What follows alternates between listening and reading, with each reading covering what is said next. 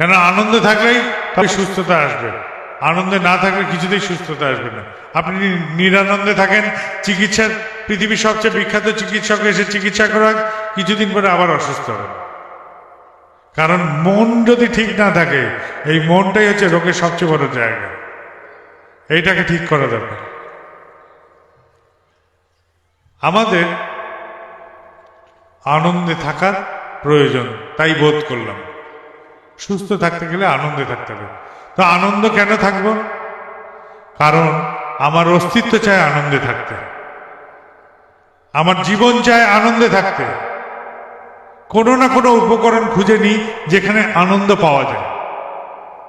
খেয়ে আনন্দ, খাইয়ে আনন্দ, নেচে আনন্দ, নাচ দেখিয়ে আনন্দ,